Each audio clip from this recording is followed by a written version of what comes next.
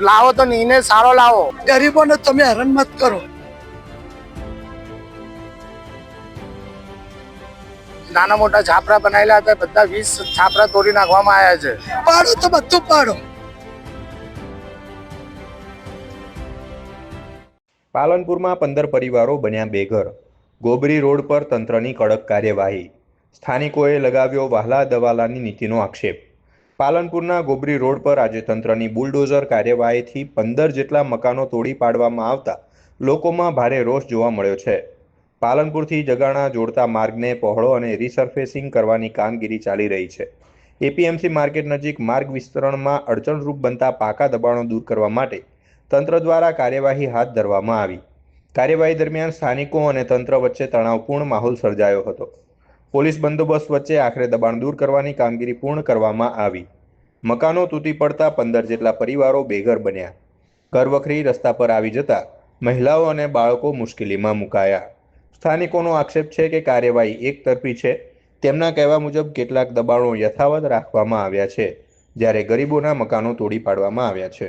અમારા ગરીબોના મકાનો ગેરકાયદે પાડવામાં આવ્યા છે, તો અમે કીધું કે તમારે પાડવા હોય તો તમે કાયદેસર ઠેરથી આવો. જેટલી દબાણ હોય એટલી દબાણ તમે પાડતા હો, પણ અત્યારે ગરીબોના ઝૂંપડા બનાવેલા, નાના નાના બચ્ચાના તોડેલા. અમારે ક્યાં બાપ દાદાની મિલકત હતી, તો અમે પૈસા વસાવતા અમે લેવા જઈએ તો અમારા રિશ્વત કરીએ છીએ અમે કે અમારા મકાનો અમને પાછા બનાવવા દો. ગરીબોને તમે હેરાન મત કરો. પાડો તો બધું પાડો. અને ગોબરી રોડની દબાણ તોડવા માટે બધા મામલેદાર સાહેબો બધા આવી ગયા છે, પણ દબાણ વાત ભેદથી તોડે છે. વાત ભેદ કેવો છે કે મહેક સોસાયટી છે એ પણ દબાણના અંદર કોટો કરેલા છે. ફટાકડાવાળાની ગુડામો છે એ બી દબાણમાં કોટ કરેલા છે. અહીંથી લગભગ લઈને કનાવત હાઈસ્કૂલ સુધી પીડબ્લ્યુ લાગે છે. પીડબ્લ્યુના અંદર જેટલી દબાણ આવે અમારે તોડો એની ના નથી, પણ વાત ભેદથી મત તોડો. અમારા પટ્ટીવાસના અંદર 20 મકાનો તોડી નાખ્યા છે. 20 મકાનો કોઈ લોનો લઈને કરેલા છે, કોઈ ગરીબી પરિસ્થિતિના અંદર ગમે કરીને નાના મોટા છાપરા બનાવેલા હતા, બધા 20 છાપરા તોડી નાખવામાં આવ્યા છે. અને તોડો તમે તોડવાની ના નથી સરકારને, પણ વાત ભેદથી મત તોડો. તોડો તો કનાવત હાઈસ્કૂલનો પટ્ટીથી મારીને છેક ચામડા મિલ સુધી જે દબાણ છે એ બધી દબાણ, રોડ પર દબાણ છે, બધી દબાણ તોડો તમે.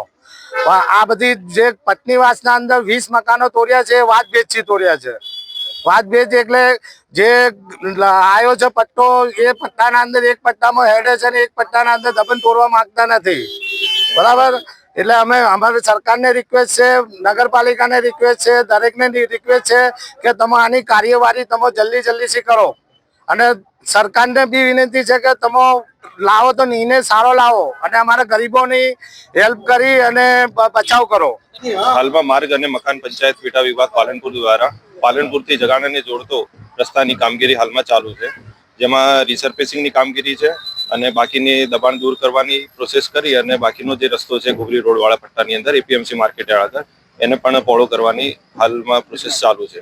જેમાં આશરે 10 થી 15 દબાણો જે પાકા હતા એમને પહેલા નોટિસ આપી હતી 2 મહિના પહેલા, અને 2 દિવસ પહેલા 24 કલાક વાળી નોટિસ આપીને આજે દબાણ દૂર કરી અને કામગીરી હાથ ધરવામાં આવેલી છે. અને આ જે રસ્તો છે આશરે 3.5 કરોડ રૂપિયાના ખર્ચે બની રહેલો છે, અને જેમાં એપીએમસી માર્કેટ યાર્ડ આગળ જે સર્કલ બનાવી અને ત્યાં લાઇટની પણ વ્યવસ્થા કરવામાં આવશે.